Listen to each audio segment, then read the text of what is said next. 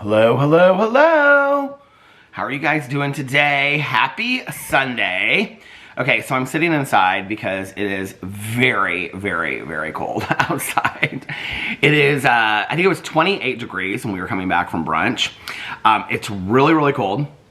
And it's kind of windy today. So I was like, you know what? And it's already getting dark outside because I just turned on the lights for the front porch. I was like, you know what? I think I'm just going to sit inside. Alex is going to a movie. He came home and he went upstairs and got his glasses, and so he's going to a movie. I opted not to go to the movie. So he really wants to see the Gladiator movie.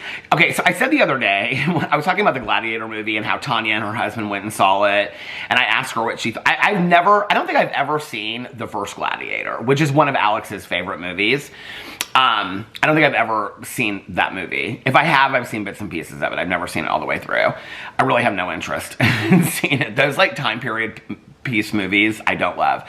But the original Gladiator is one of Alex's favorite movies. So he really wants to see the new Gladiator that came out. So I was talking to Tanya about it the other day, and I said, she was real excited about going to see it. I can't remember where we were. Oh, I think we were coming back from marriage counseling maybe.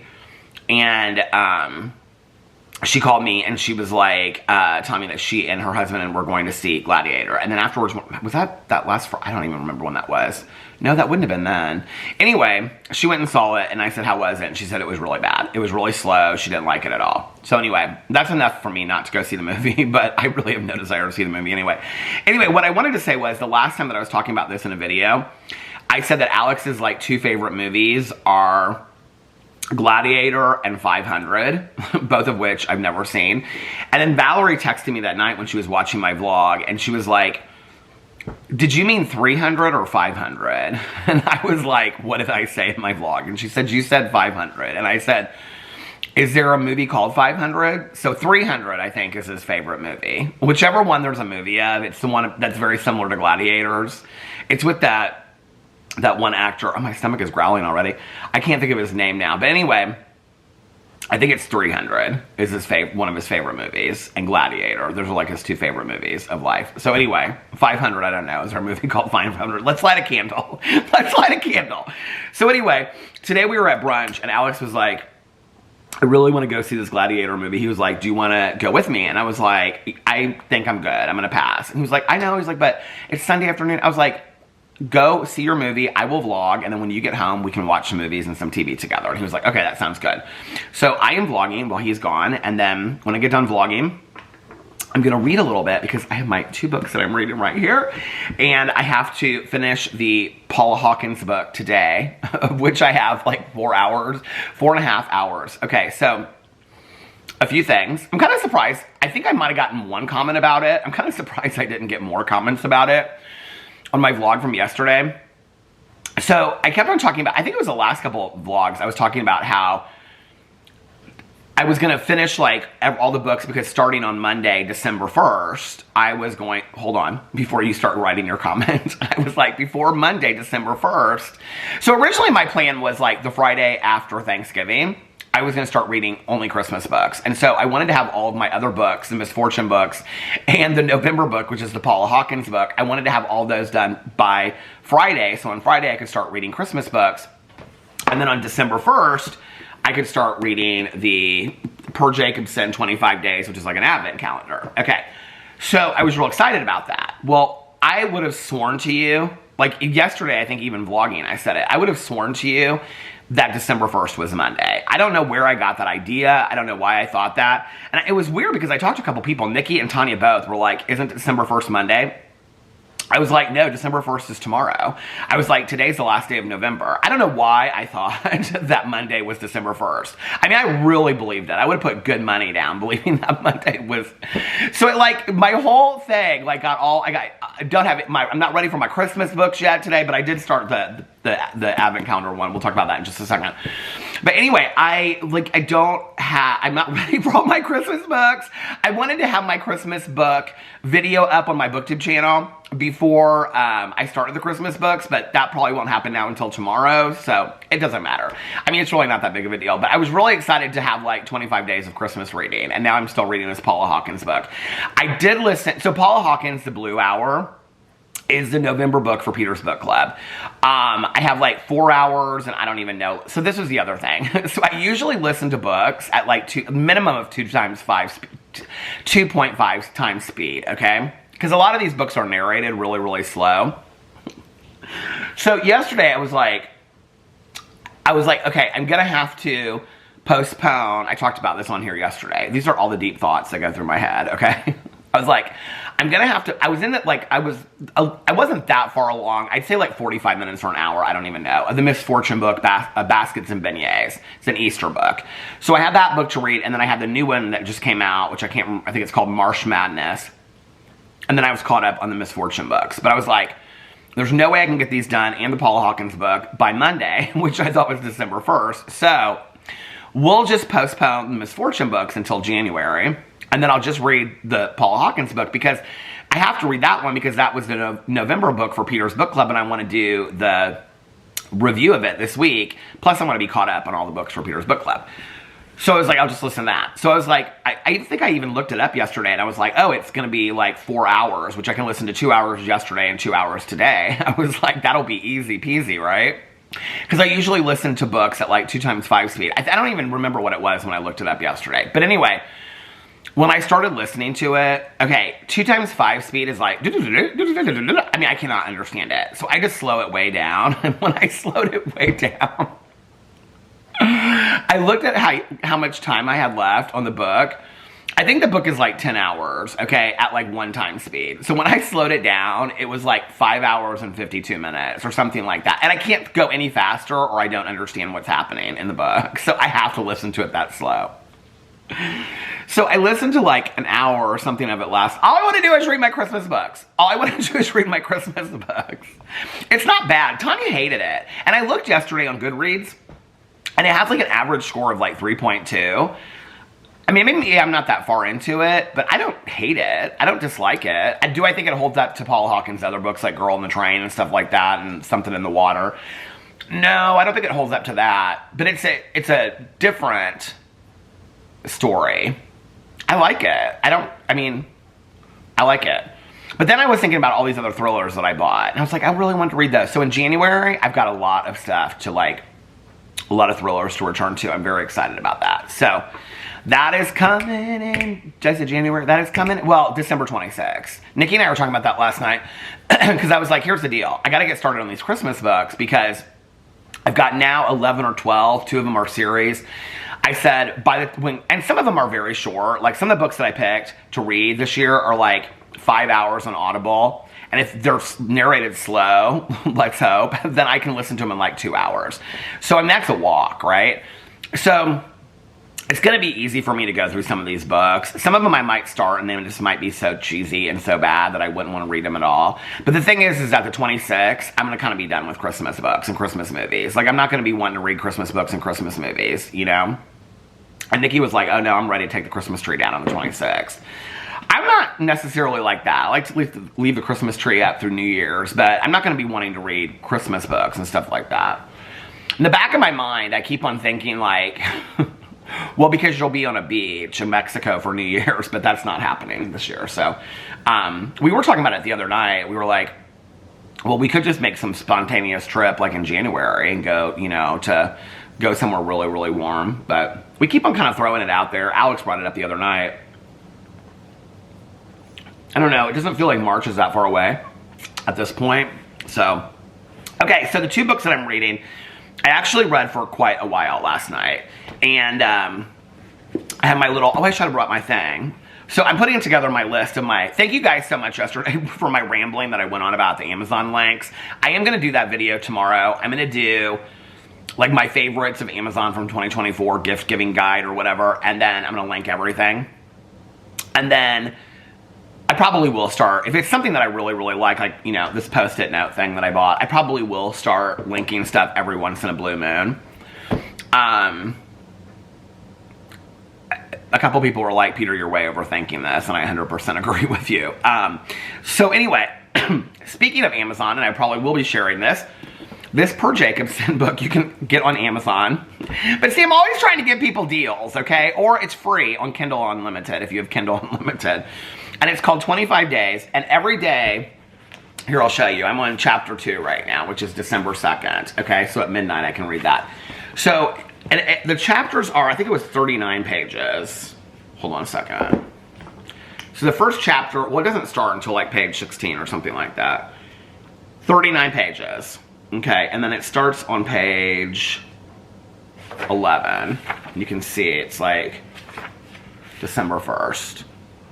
So each chapter is a day leading up to Christmas Day. And so it's an advent calendar book. So you read, I announced it on my BookTube channel. So you read a chapter a day. Okay. So this is the synopsis for it. Hoping to bring the family closer together, Adam Gray arranges a vacation in a remote cabin on a snowy mountain. Things take a dark turn, however, when someone starts leaving gifts in the Christmas stocking mounted on the barn door. Each morning brings something new, and with every passing day, the contents become more terrifying. Soon the family makes a spine-chilling realization. They've been dragged off into a deranged game of Secret Santa, and if they want to survive, they will have to fight. Now, I don't know about all that, but I'll tell you in chapter 1, so for those people that say I always ruin things, this is literally chapter 1, okay? They're from like a city, and they're from like a city outside of like New York or Boston, you don't really know. And they go up to like upstate New York somewhere in these mountains, and the cabin that they're staying in literally looks like that. It's out in the middle of nowhere, okay?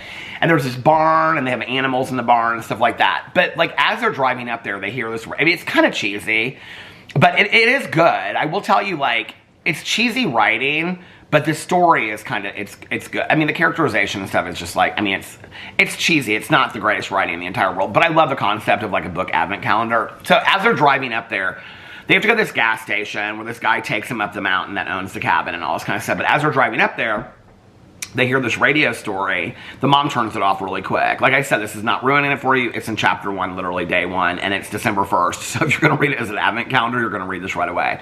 But I don't think the synopsis does this book any justice, because they hear about this family, that like the whole family is like slaughtered. And so, and what they're hanging like in the barn and all this kind of stuff, they find this like trail of blood, and the mom turns it off because they all start getting scared. Well, then they go stay in this remote cabin, and so you think there's like this murderer on the loose, right? And so like every person they come into contact with is like at the gas station. Like there's this guy that's like just standing there watching them. It's like it's very spooky. So I read chapter 1 of that last night. I mean, it's a quick read. I don't know how long it took me to read, you know, less than 30 pages, probably 15 minutes or something like that. I'm enjoying it. I'm excited doing it. And I have the second one, which I just got my email today, that the second, well, it's not by the same person, but it's called Xmas Break. I think this guy has actually written quite a few books. I looked him up on Goodreads. He has quite a few books. The Xmas Break, here I will look at it for you really quick. Let's pull it up. Xmas Break book, which is also free on Kindle Unlimited.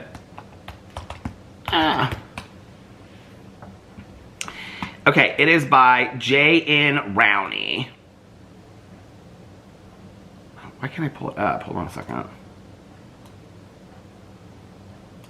Here it is.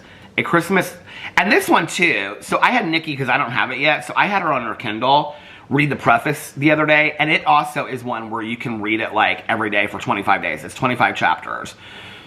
When Isla reluctantly accepts her estranged sister Claire's invitation to spend Christmas at a luxury mountain retreat, she expects awkward family tension, not a fight for survival.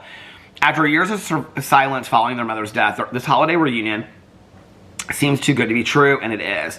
As a brutal snowstorm cuts them off from civilization, dark secrets begin to surface. With time running out and nowhere to run, two sisters must put aside years of mistrust to survive the night. But in a house full of lies, how do you know who to trust? A pulse-pounding Christmas thriller that will make you think twice about accepting that family holiday invitation. Perfect for fans of suspense who like their Christmas cookies with a side of terror. Okay. So does it say on here? Oh, it has 25 days. Okay, is this another one? I wonder if this is... It's called I'll Be Home for Christmas. I'll Be Alone for Christmas, a thriller novella. Should I get it? Oh my god, okay.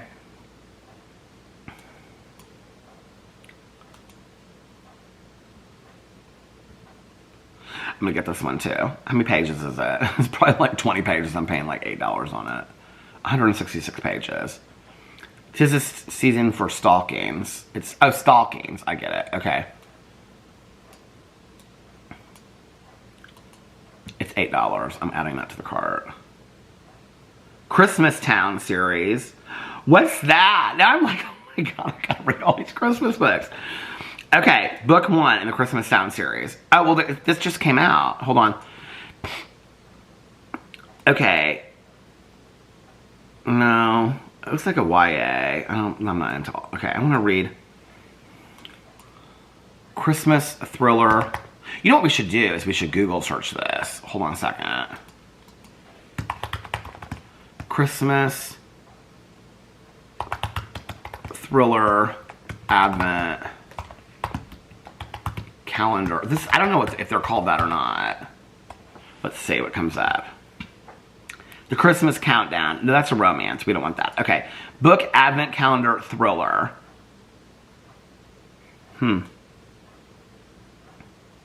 Detective Escape Room Advent Calendar. I wonder how you would even look this up. Books to read every day to...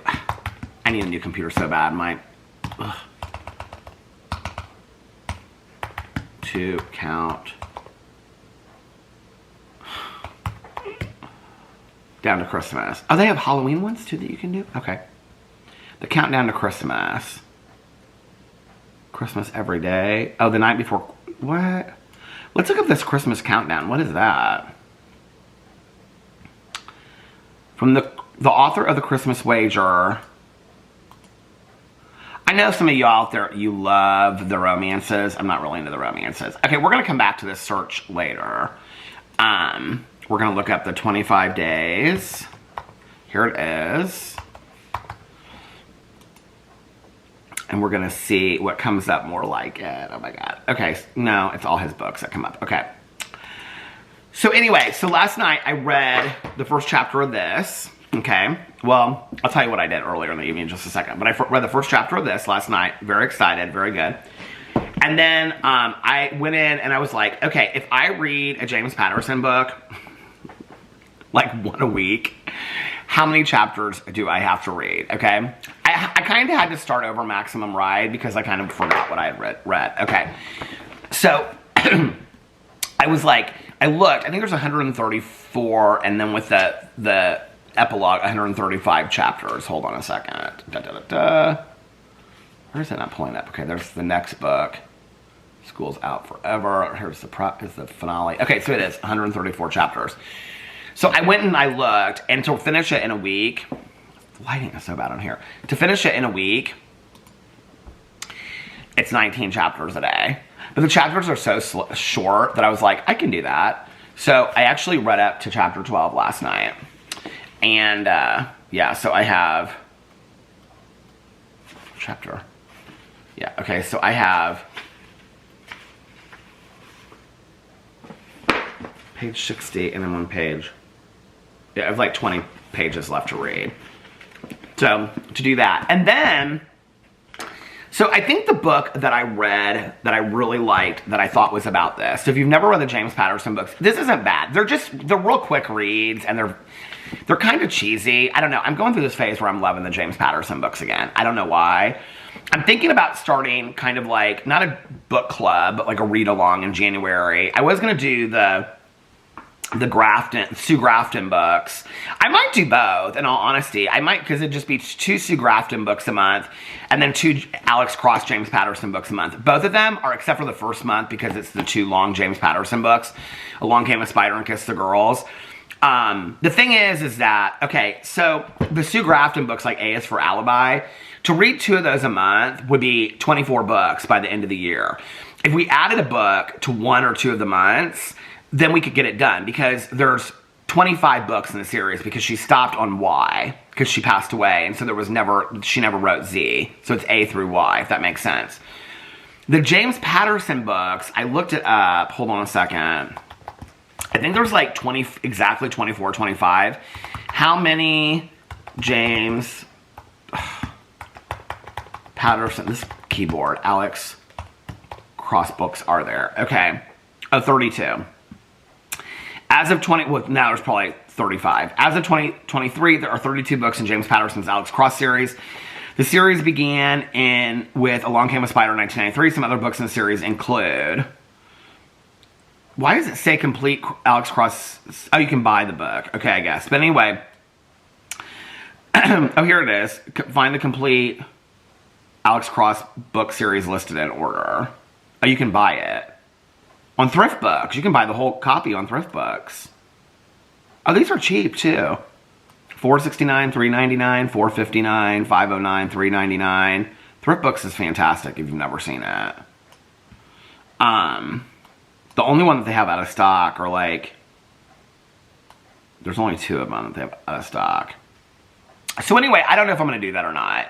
Because I'll probably start that and then get tired of the James Patterson books. But when I was reading this last night, they keep on referring to this Jeb guy. And I was like, what was the book that... I knew this was a spinoff, this series. I thought I had read this one, but it's not this that I've read. It's the Where the Wind Blows. Which there was a series... It was not a series, it was 2 books. The first one was called Where the Wind Blows, and it's about a veterinarian. And then the second one is called The Lake House. I never read The Lake House. I have it in the basement. I've got to go through the books and look through the James Patterson books because I have like I've given half of them away, and I have a lot more. But I know that I have The Lake House because it's sitting like right on top. But I think it's hardback that I have, which is fine. But anyway, so if I can't find the books, then I'm going to order on Amazon. So today, if I can't find them today. So I'm really excited about that. And then I'm gonna, after I finish this, I'm gonna go back and I'm gonna read Where the Wind Blows and The Lake House, and then I'll start with the second book in here. So those are books that I read last night. I had my little thing around, and I was sitting over there, and I was drinking coffee and stuff like that. And it was real cozy. And then after that, I finished, did I watch something else first? I can't remember. Oh, Found was not on this week. Okay, so I looked up because Alex, we didn't have a House of Villains to watch. So he was like, House of Villains wasn't on this week. I guess a lot of shows weren't on because of Thanksgiving. But Found, I looked. I was like, well, that must have not been on for because of Thanksgiving too. And so I Google searched it, and I was like, is Found not on this week? Found, if you're watching it, actually does not return. So they're on like their mid-season break right now. They don't actually return until January 16th. I know, they didn't say anything after the last episode. They didn't say anything like, we'll be back on January 16th. Kills me when shows just kind of like assume that you'll do. I mean, I have a list where So, last night I finished and I watched, well, I took a long nap last night. I took a fantastic nap. I wish I slept as well at night as I do during my naps. So I took a nap last night, and then when I got up, I read for a while, talked on the phone for a little bit, read for a while. I was doing laundry, towels, and then I've got some other stuff to wash. And then I finished that Coleman Domingo show, which is called The Madness. I actually had 3 episodes left. I had 6, 7, and 8. I thought I was like halfway through episode 6, but I wasn't. I had 6, 7, and 8. And so I finished that last night. It is so good. I posted about it on my Instagram today, and people were like messaging me, and they're like, was it really that good? Like, what did you really think? It was really that good. It's not what I thought it was going to be about. I want to make a video about it, but, okay, so the ending is, if you're looking for, like, the ending is more, okay, so, I don't really even know how to get into this. Okay, it's definitely a thriller. It's about a guy that is being framed for murder, but it goes deeper than that, okay? And it has a lot to do with, like, racism in our country, and it has a lot to do with systematic racism in our country. It also has a lot to do with, like, how do you implement change in this world, and where does change really begin? It's a thriller. Well, it's more of like a philosophical ideology kind of framed through the idea of a thriller. I think that people that are just looking for a thriller will get to the end of the movie and they'll be like, that was a bad ending. Or it's a series, a TV show, 8 episodes. I think if you're like really there for like the longer statement, the end of the series, you'll just, I mean, it was really powerful to me, the end of the series. But I think I also knew by that point that, well, you kind of don't really know, like this isn't giving anything away, I'm not going to. You don't really know, I would say, even until like 10 minutes before it's over, how it's going to end. You really don't. I thought it was fantastic. So, watched that last night, and then I was like looking at trailers of stuff to start today, because I've got to pick a new show. I might pick Chernobyl, but then there's that other one that's on Netflix, Something Beach on Netflix. I don't know, I watched a trailer last night. Longmire Beach or something like that. Has anybody watched that? It looks kind of good. It's about a guy that like hears voices or something, like paranormal kind of thing. Somebody's like speaking to him from the dead or something. I don't know. So I watched that, and then, or I watched different trailers for stuff, and then I was like, okay, go to bed. Because at that point, it was late. It was like 6:15, and I was like, I pushed it real late, because I was like, I'm going to finish this show, The Madness. Well, the first episode I watched, maybe I was already in it, but I still had like 45 or 50 minutes left of it. Each episode of The Madness was like an hour. And the last two were like an hour. But in between all of that, I'm like doing laundry, you know, making tea, and, you know, cleaning the kitchen and stuff like that. So... But it was a nice, relaxing night last night. And then I went to sleep this morning, and I slept great. It just took me a while to fall asleep, and I keep on... I mean, when I was asleep, I slept great, but I wake up, like... It's not as much every hour anymore. Well, I guess I should just say last night. Last night, it wasn't every hour anymore, but it was like every 2 hours I woke up. And I did sleep in today. I woke up... So we go to brunch. We leave to go to brunch about 1:45. So I woke up today, I think it was like 10:30, and Alex was still asleep. And I was like, oh, I can still sleep for like another hour and a half. So I slept until like 12:15. I'm kind of like lounging in bed and talked for a little bit. And then we got up and we went to brunch. And so I have my coffee right here. It's Snickerdoodle. It's Snickerdoodle. So I got, at brunch today... Alex got a bowl. They first brought over a cup, and then she was like, oh, you wanted a bowl, didn't you? So Alex got a cup and a bowl of his turkey chili. And so he was real excited about that. And then he also got a Cuban, but basically when the Cuban came, he just mixed it all together with hot sauce and then put it in a container to take home because he was so full on chili. And he got coffee today, too. He's been getting a Coke lately, but he got coffee today. And so I was like, did you get the Snickerdoodle? And he goes, do you think I got the Snickerdoodle? I go, no, I think you got the cup of smart ass is what you got. He just started laughing. But anyway, so he got a cup of the regular coffee, the Patachoux blend. I got the Snickerdoodle coffee. It's delicious. I love good Snickerdoodle cookie, coffee, candle, anything. So... And then I got the Fat Rabbit, the sandwich, the vegan, which I get it on an untoasted everything bagel, replace the ricotta cream cheese with garden cream cheese, and then I get it with chips on the side. And I ate half of it, and I brought the other half home. So, there we go. It was fun. It's very, very cold out. It's very, very cold outside today. They told us that when we got there, there was a huge rush, and it was packed. And they were telling us that, like, on Black Friday, it was packed, and our friends, you know, that work in there were talking to them and stuff like that. So, anyway...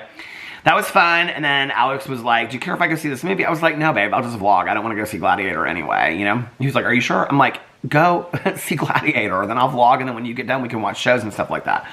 So he went and went to go see Gladiator, whatever, 2 or 2024, I don't even know what it's called. And I'm here with you guys. Hi, how are you? And my candle, this little light of mine. Yesterday, when I got done,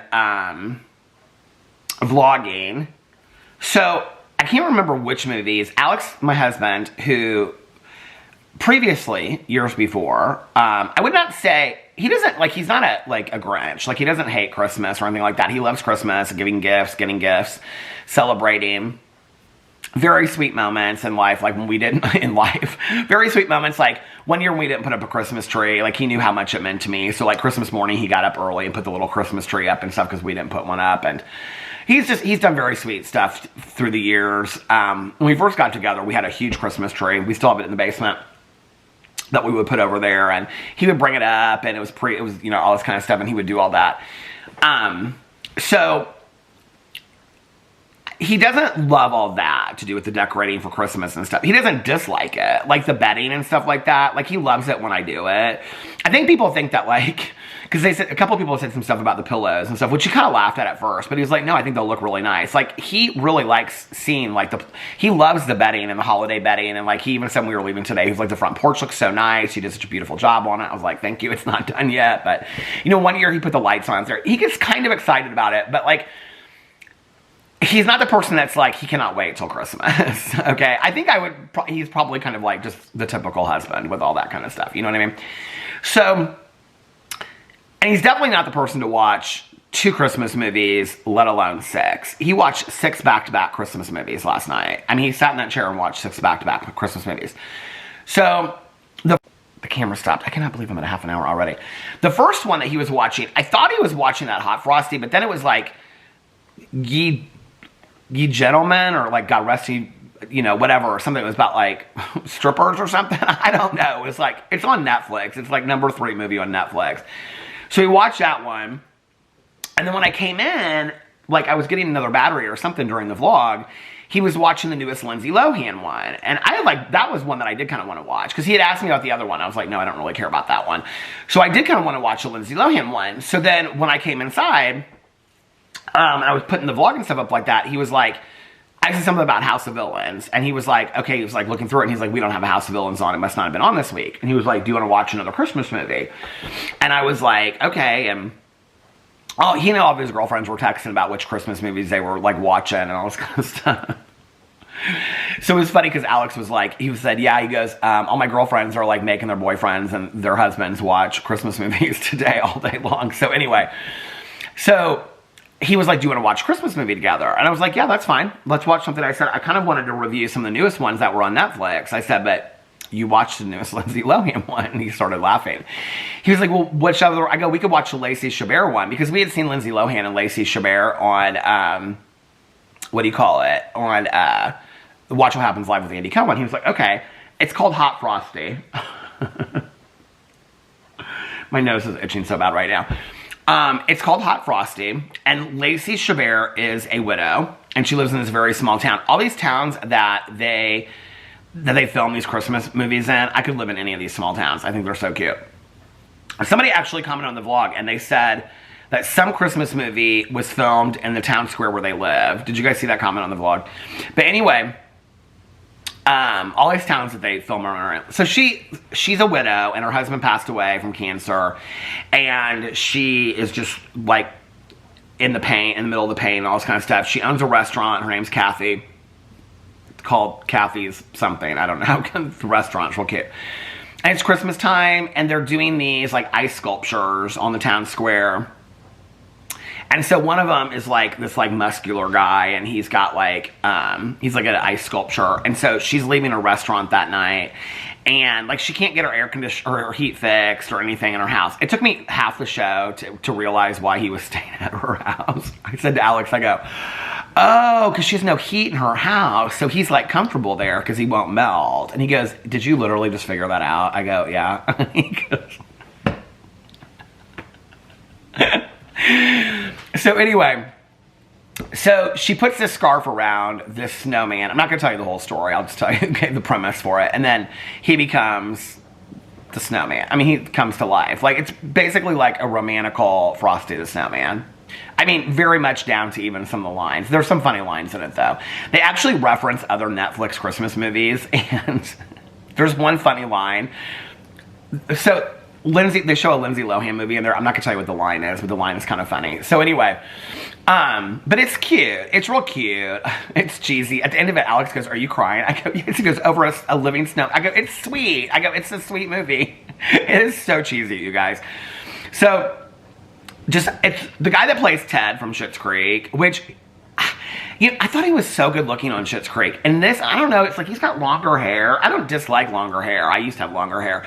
But I don't love, it's not even long, it's like this length. I don't love him with this longer hair. And I don't know, there's something about it that just kind of like stretches his face out. He's not super good. His body is great, but it's almost too great. Like, I don't love that kind of, you know, I don't know, that kind of perfection to me is not real super attractive. I don't know. And so there's just something, I don't know, there's something, he's good in the part, because he acts kind of dumb, like a snowman, I guess, if a snowman came to life. It's just, you guys, it's just too much. It's just too much, okay, that you're literally there watching a show, and it's about the snowman that came to life, and like you're even kind of like buying into the concept. I think my husband had a hard time. So when we got done with that, I was like, halfway through it, I like lit all the candles and the candle wax melter. Alex has a candle wax melter that his friend gave him last year, so he lit it. He turned it on last night. He was like, "Do you want to put some of those candle waxes?" Because I had shown him like the bears from the Happy Wax, and so I opened the evergreen ones last night. So we put some in there. It smelled so good in here. Lit all the candles like I usually do late at night, but as well we watched Christmas movies. And he was like, do you care if I have a glass of wine? I was like, I could care less. No, I think that was while we were watching the second movie, actually. Or maybe the first one. I don't know. But anyway, I was like, have a glass of wine, have a bottle of wine. I could care less. He was like, are you sure? I was like, babe, I could care less while we're watching movies. Whatever, how do you? So he opened a bottle of wine, and then I made some of that. Well, I started off, I was like, maybe I should try this Shirley Temple again on ice. I don't know if I just got a flat bottle or what, but like even when you open it, it still goes, psh, you know, whatever, like it has carbonation in it.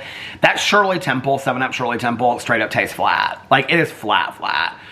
So I was like, I tried it. Like this is like, I don't know, third or fourth time I've tried it, and every time it's bad, I was like, I'm done with this. I'm throwing it down the drain. So after that, I got some of that Canada Dry, the cranberry. That stuff is the answer. I love that. So I was all in the Christmas mood. So he sat in the chair and I laid on the couch and we finished Hot Frosty, and then when we were done, it was like real cozy in here, although I was about half falling asleep. So I was like, do you want to watch another Christmas movie? And he was like, yeah, is there anything else new out? And I said, a couple of years ago when it first came out, Alex and Sarah watched that Single All the Way, like Jingle All the Way, but Single All the Way, that has Jennifer Coolidge in it and Kathy Najimy from Hocus Pocus. She plays the guy's mom. And it's about this gay guy that goes home with his best friend, and like his family just wants him to fall in love and all this kind of stuff. And Jennifer Coolidge plays his aunt that's like putting on the Christmas pageant. He goes back home to Vermont with his roommate. When I started watching it last year, like Kyle Krieger, the old YouTuber, is like, I don't think he does. He's like a hairstylist YouTuber, but anyway, he's like at the beginning of it. I thought it was real cheesy, like the beginning of it. And I'm glad that I waited through it because it is hands down one of the best Christmas movies I've ever seen. And so we watched that last night, and then we got done with that. And Alex goes, okay, next. And at that point, it was like, I don't even remember what time it was. It was like 9 o'clock or something. I was like, babe, I'm going to lay down for a little bit. I can't remember what time it was. But I was like, I'm going to lay down for a little bit. I'm like exhausted. I was like falling asleep on the couch. He was like, you don't want to watch another Christmas movie? I was like, well, what are you going to watch? And he was like, I want to watch Bad Moms Christmas or something. I was like, throw on the trailer. So I said, no, I'm not doing this. I said, I need to lay down for a little bit. He was like, okay. So I went upstairs and I lay down. I ended up sleeping for like, how did I remember at the beginning of this vlog when I slept? And now I can't remember. But anyway, I slept for a long time. I took a really, really good nap last night. I don't even remember when now. But I slept so good. And I got up. And he was like on another movie. And so I like came downstairs. And I was like, are you watching another movie? He's like, yeah, I'm watching Holiday. He was watching Holiday with Emma Roberts. I was like, do you realize this is your 6th Christmas movie that you've watched? She's like, no, this is like my 4th one. I said, the first one while I was vlogging, the Lindsay Lohan one. I said, Hot Frosty, Single All the Way, Bad Moms Christmas, Holiday. He goes, oh my God, I've watched 6 Christmas movies in a row. I go, well, are you having fun? He's like, yeah, I'm having so much fun. I was like, that's all that matters, you know? So who did I call at that point? I was like, I'm going to go outside and call somebody. I can't remember who I called. Anyway, it was either Nikki or Tanya. And so, talked to them on the phone, and then I was like, and I'll let you, I was like, you can finish the show. And then I came inside. That's when I read. And then he finished the show, and he went to bed upstairs. He was like, I'm tired. I was like, probably from all these Christmas shows that you watched. So that was last night. It was fun. It was fun watching Christmas movies. I like watching Christmas movies. 6 hours of Christmas movies is a lot. I can't, or 6 Christmas movies back to back. Like, I don't even know how he did it yesterday. But, and then the day before that, because he was telling me, he's watched so many movies this weekend. He watched Doctor Strange the other day. He started it. He said he didn't finish it all the way because he didn't love it. And then he watched Hidden Figures, which he absolutely loved. Which has always been on my list. I kind of, he was just kind of randomly going. Twisters, the new one, 2024. I think it's on Peacock. He watched that the other day. I mean, he's watched like 10 movies this weekend. And then he went to go see the Gladiator movie. So, yeah. So that's about the size of it. Cheers. And I did not realize that today was December 1st. Is this going out of focus? I thought today was, I don't know what I thought today was. November 30th. I thought today was November 30th. I can't believe it. I can't believe that I got it so wrong. Okay, so should we look this? I'm going to get to some comments here in a second, but I really want to get on this Per Jacobson thing and see.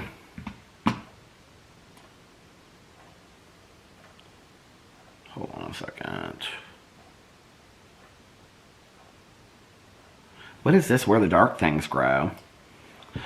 Oh, this is... Okay, this is all of the... Last Christmas, an utterly compelling and page-turning... See, none of them say, though... Oh, my Lord. The doorbell cuts to the sound of howling wind snowflakes from the freezing December air. How many pages is this? Since it's such a page-turner. The Last Christmas. Anyway, we'll get to that. Oh, James Patterson, The House of Cross. Did that just come out? I wish it would say, like, books that just released. Oh my God, do you know what? This is so funny. I was thinking about this the other day because my friend Nikki, I think these are the books that she reads. It just came out, book 15, The Librarian by A.J. Rivers. She reads these books. I think this is it. Because she got Tanya turned on to these books too. I'm almost positive this is it. The Ava James FBI mystery books. This 15th one just came out. I think these are the ones that Nikki reads. Oh, there's like, wait, she's got like several series? Dean Steele? Oh no, this is it. Oh, Emma Griffin. That's who it is. I did buy this on Audible because I know that this one is called The Girl in Cabin 13. Is that book 1? Book 1, yeah. Book 1 of 33. Oh my Lord. No wonder she's so into it. I do love a good series. Do you know what's so funny about that is that when I like started on BookTube years ago, if you've watched my BookTube channel that long, you'll know. I used to say, I would get in videos, I hated series. I hated reading series of books. I hated it. I wouldn't even read a duology, which is, you know, 2 books. I mean, I would try it. Like, I can remember when, like, what was the duology that was real famous on BookTube for a while? Was it Six of Crows and whatever the second one is? I can't remember. But anyway, I didn't like series at all. Until I started reading Cozy Mysteries. Well, actually, Truly Devious by Maureen Johnson. I like that series a lot. It's a young adult mystery series. I like that series. But really, until I started reading Cozy Mysteries, did I not really get into series. And then, it was the Misfortune series and the Campers and Criminals series by Tanya Kappas. Those 2 series really sold me on reading series. Like, I love to read series. There's nothing more than I love than getting into a series and being excited about the next book coming out and all that kind of stuff. I love that so much. Isn't that so funny? Before that, I'd always say, I love standalones and all this kind of stuff. Oh, I know what I did last night, you guys. So, I went through like all my channels and I was looking up videos that I have with Boo Radley. And I thought it would kind of make me sad. I'm pulling my leg up, hold on. I thought it would kind of make me sad, but it didn't really make me sad. It was just very sweet. I have a video called Introducing Mr. Boo Radley. It's from like a year ago. And he's like stretching in it, but most of the time he's just like laying on the pillow and I'm talking about him and stuff like that. It's very sweet. And I'm really, really happy. You know, one of the things is through the years of having, like, Pee-Pee and Tucker, I have a whole video of, like, why I named Boo Radley. I have, you know, videos of Boo and Tucker and stuff. Like, through the years, Pee-Pee was in so many videos back in the day. I'm so happy that I have video footage of those little guys, like, running around. And, you know, that I have video footage of just interacting with them and, you know, seeing them on the bed and stuff like that. It just, yeah, just makes me really, really happy. I watched like 2 of them last night. It didn't necessarily, I wouldn't say it necessarily made me sad. You know, I was thinking about this yesterday. Who was I talking to? I was talking to somebody. Maybe it was something that I was watching and they were talking about grieving. Oh, you know what it was? This is going to sound so cheesy. It was Hot Frosty. And she was talking about how... So in the show, they have this discussion about love, and the snowman guy doesn't really understand love, right? Obviously, because he's a snowman. And so she's explaining it to him, and she's explaining that her husband passed away, and kind of like, and she says something about, I don't know that I'm in a place to love somebody else yet because I'm not done loving her husband. It's been like a short period of time. It's been like less than like a year or two since her husband's passed away. And she said, I don't think that I'm done loving him yet, right? And he says something to her like, well, you don't have to be done loving him. Like, you can love somebody else too, right? But I got what she meant in that moment. You know, it's like, I feel like more people than not are saying to me they think it would be good for me to get a dog right now. Well, I understand that the sentiment of where they're coming from and that, you know, that people care about me and whatever. And I appreciate that, but maybe not so much like in the comments of the videos, but I'm talking about like in my real life, you know? I think that's more people being worried about like, I think me lighting up the other day at like Alex's aunt's house when I got to see the puppy and hold the puppy, it just like, there was something that was so calming about it. And there was something that just like lit up in me of like holding this little animal again, you know? And then being at Caroline's house around her dogs, you know? There's something about the spirit of an animal that is so completely different than the spirit of a human being. I don't really know how to explain it. It's just very pure. It's just very innocent. And like, even just like sitting on the couch and like Mabel came over and was just like in my face, like looking at me and then licking my face and stuff like that. It's just, you know, and Lola, Caroline's dog Lola is so sweet and she's older and stuff. But I've loved that dog, you know, for years. I love that dog so much. And, but whenever I think about like getting another dog,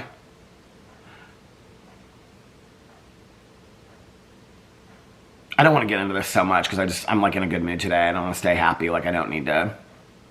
It's not about not feeling my feelings. I just don't want to go to a really like sad place today. But I just don't feel like I'm done. And I know, and I'm not, I mean, I completely am aware of the grieving process and how this works. And I don't have to be done loving Boo to get another dog. I understand all that stuff. Today, I'm not in a place where I can give another dog the attention that it deserves because I'm still in my head about Boo Radley. And that's what I know today. When that starts to change for me will be the time that I feel like it's time for me to get another dog, you know, and I don't know when that looks like. You know, I keep on saying next summer or fall. It might be even longer than that. It might be 2 years. I don't know. I'm kind of, to be honest with you, the part of me that is afraid that the longer that I go, I had this thought yesterday. I was talking to somebody on the phone, and I can't remember what they said. They said something about... there's a part of me that feels like the longer I go, the longer I'll wait, and then I might not get another dog. I just don't ever see that being the truth for me. This kind of surprised me, actually, the other day. Somebody's husband I saw online, and it's somebody that I really respect. They posted something about, and their dog had passed away for a while, but they said something about, this is why the pain is so great, this is why I'll never have another dog, because the pain of losing something that you love so deeply. And it was interesting hearing that from somebody else. I mean, Alex very much has that sentiment. He's like, you can have all the dogs you want. If you want 10 dogs, you can have 10 dogs. If you want because I would love to have bonded brothers again, like, you know, litter mates like Boo Radley and Tucker. He's like, if you want litter mates, if you want this, you want that, he's like, you can have whatever you want. I mean, he draws the line with a cat, because my husband is so allergic to cats. I feel like I say something in a video and then somebody asks me the question, so I don't know, I guess, because people probably missed some of the videos, so I need to say it again. A lot of people have asked me about fostering. I don't want to foster a dog because I'm not ready to adopt a dog right now. Whatever dog I get next will be 100% a rescue. I am no place to rescue or adopt a dog right now. I am somebody that would get too attached to fostering a dog. And most of the people that I know that foster dogs, they either foster dogs for, like, that's what they do, like, in their part-time, and so they already have, like, 4 dogs at home, and then they foster dogs or whatever, or they're not looking for a dog currently. I just think I'd get too emotionally attached to a dog, and then I would want to... A lot of people that I've known that ended up adopting dogs, they were fostering those dogs first.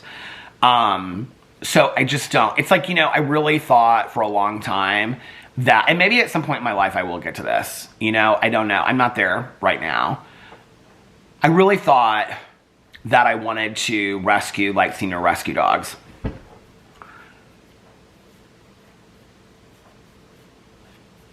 Having gone through Boo Radley, Tucker, and Pee-Pee, 3 very individual situations, I just don't know. Who was texting me? I just don't know that I can go through that again. I just, you know, I mean, you're going to go through that again if you have a dog, but I don't know that I could go through that again. I don't know that I emotionally am somebody that could rescue a dog at 15 or 16 years old, knowing that they might only have 6 months to live or 2 or 3 years left to live. The people that I know that do that, and a lot of them I follow online, a few I know in real life. Tanya has, you know, rescued quite a few senior dogs. Literally, I believe those people are angels here on earth. I really believe they are, you know, that they put everything aside to give these little animals a forever home later in life. I mean, just...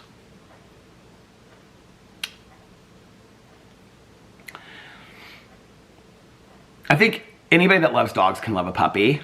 I think it takes a lot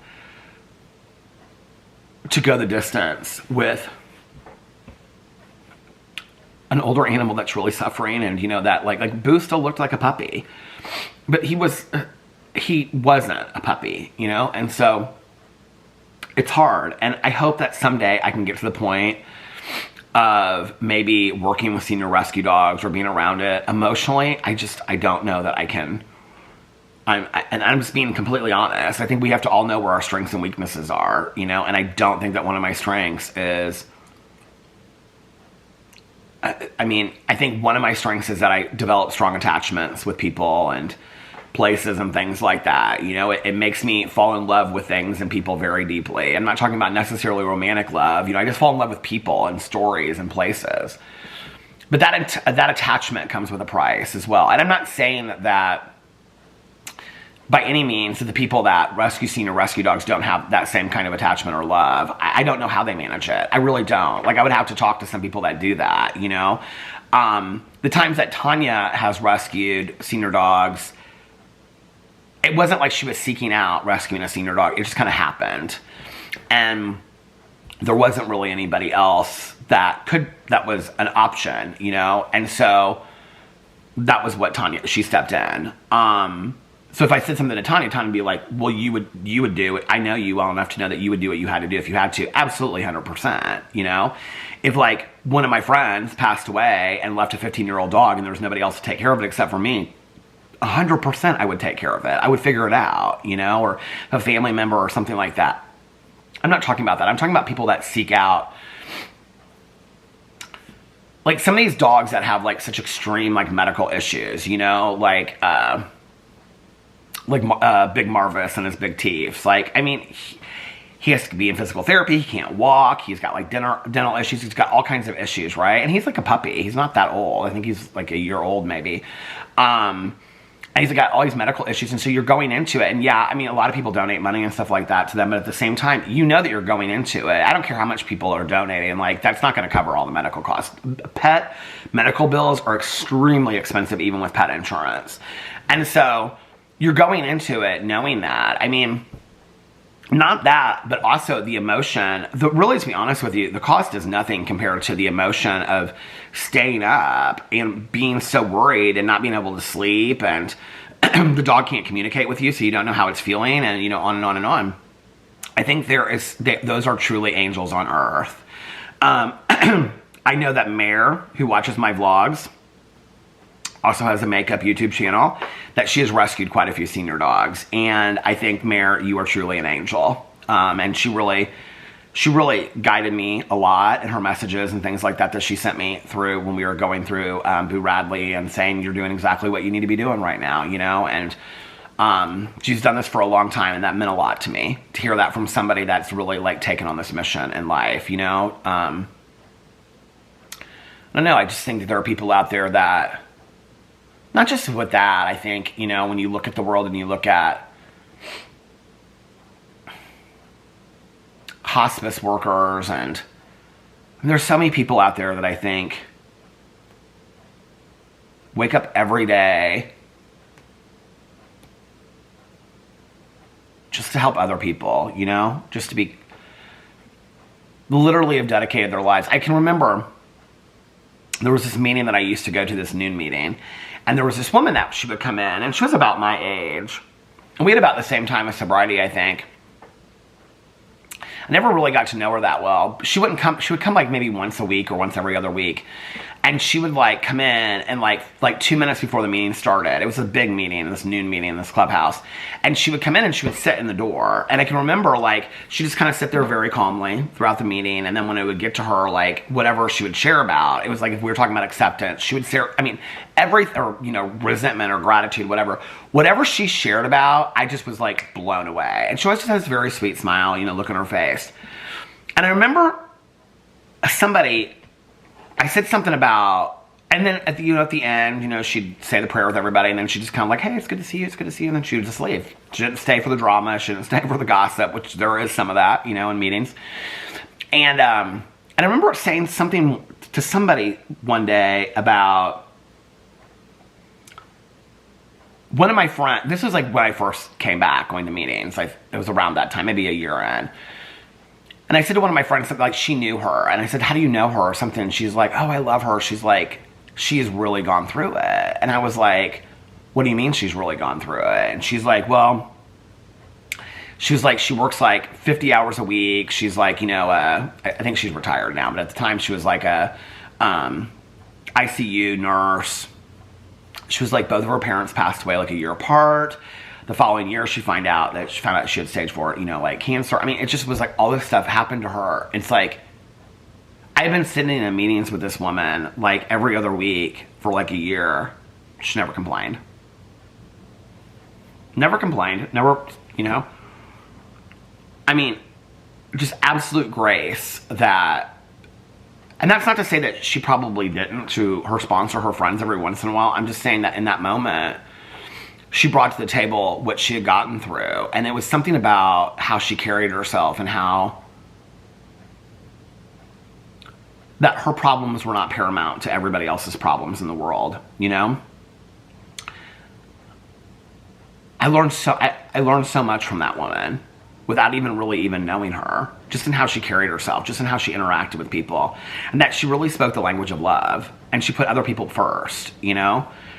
And I think about her from time to time when people ask me, like, when that question is asked, like, who have been your role models in your life? You know, it's like, role models in my life are people and how they act, you know? Role models of mine are people, how they treat people, how forgiving they are of other people, you know? Or are they just, like, holding them to the wire constantly? Or, you know, do they see themselves in other people, or what are they willing to do for other people or animals and things like that? Nikki just texted me. She said, now I can't wait till tomorrow to read more, because we're both reading that poor Jacobson book. I think those are the people that are role models to me. I don't know that I think that role models to me, are people that have done a lot of really like great things in this world and made huge changes and stuff like that. But I think living examples of that. Living examples, because I'm not that all the time. And so I think that living examples of people that don't live in bitterness and don't live in misery and don't live in anger or judgment or unkindness, but they think through those things, you know? Those are role models to me because they're role modeling how to do that. And I've seen that, and I'm not that all the time, and I want to be that. And so when I see that in action,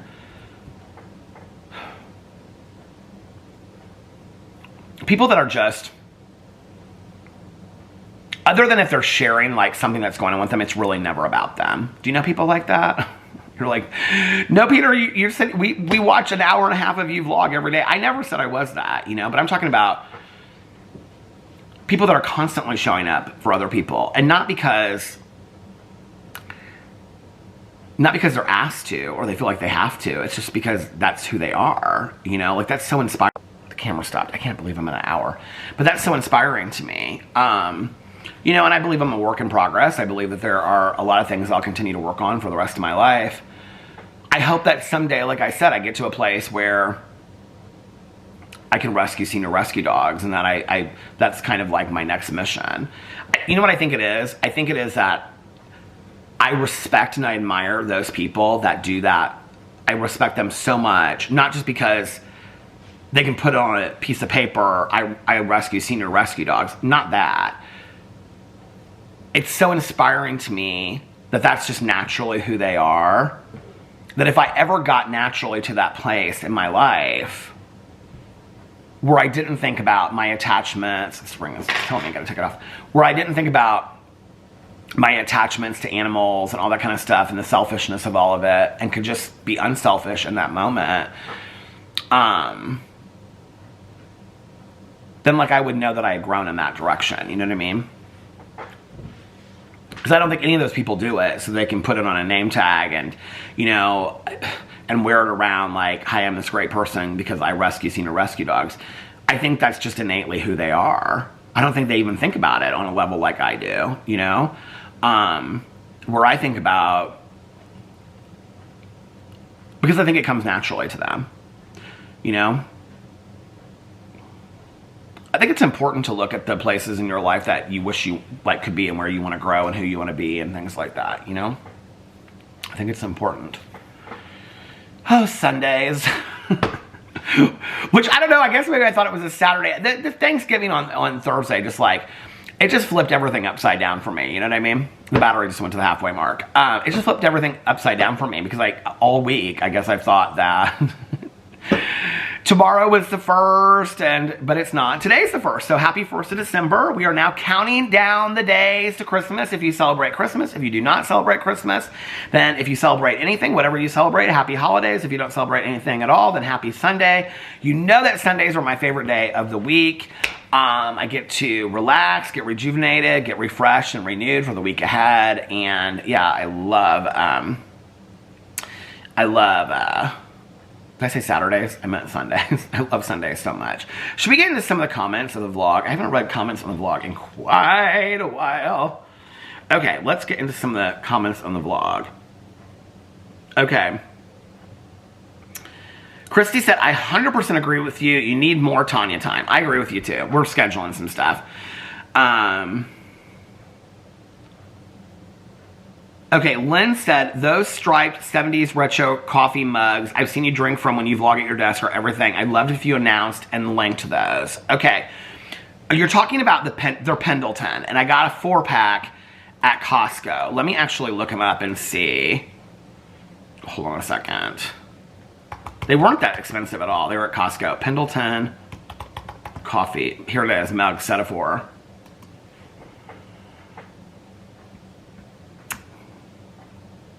No, they're Pendleton coffee mugs, but they're not on Amazon.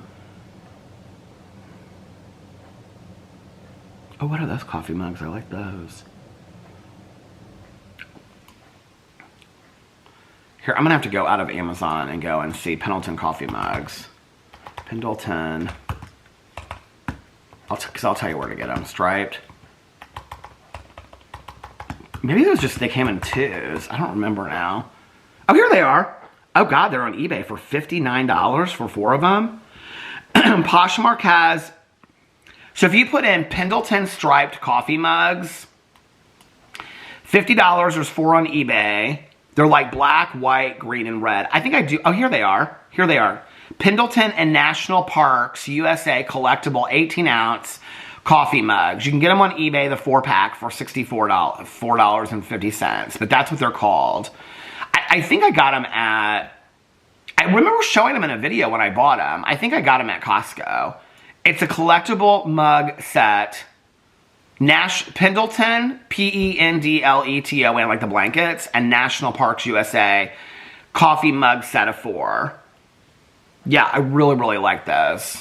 But thank you. That's what those are. So I appreciate it. Thank you. I did not get those on Amazon. And I can't link at eBay, or I would. So, but thank you for that. Yeah, I love those coffee mugs. They're really, really big, too. Lynn said that. A lot of people were saying that, like, bread is not good for ducks. I didn't feed them any. Should I? People are telling me to get all different kinds of stuff. Duck pellets. I'll get some duck pellets. Should I get those online? I'll get duck pellets on Amazon. I'll look it up and see what's, like, the best thing for ducks to eat. And, can you ask Caroline for the mushroom recipe, like the exact measurements and how many pounds of mushrooms? You know what? Let's go in here real quick. Oh, who asked this? Chef Boyardee. Where is Caroline? Caroline. Why is she not pulling up?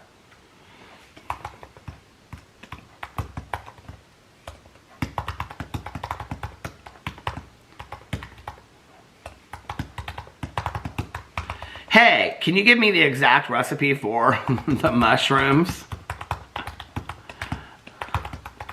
The people want to know. I added LOL. Because you have to. Because you have to add LOL to everything.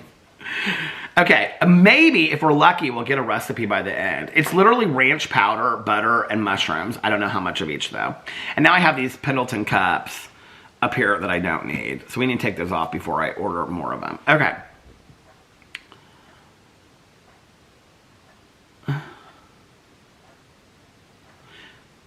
Okay, Caption Neon said, you were talking about people loving every song that came out by a particular artist or band. Some of y'all catching up on some vlogs. This is like bouncing around from, this is from The End Has Come. Artist, band, and not understand how people can say that. I love every single song Matchbox 20 has ever come out with, truly. Truly Brown. You do? I don't know that I could name 3 Matchbox 20 songs. I like their music.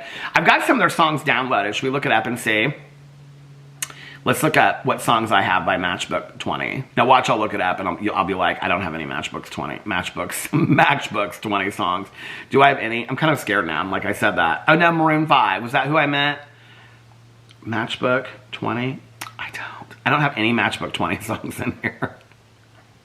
I do have quite a few Maroon 5 songs, but we're not supposed to like him anymore, right? Because like he's bad or something. Okay. I don't listen to them songs anymore. Anyway, I was listening to this Jam Hot, which is some like dance song. Here you go. Should we go through my playlist right now? Okay, I'm continuing to play. The next one is On the Beach by Nora En Pure, Next to Me by Rufus Du Sol, All Too Well by Taylor Swift, Be Without You by Mary J. Blige, The Fire Inside by Bob Seger and the Silver Bullet Band. Da-da-da-da-da-da-da-da. That's one of my favorite songs of life.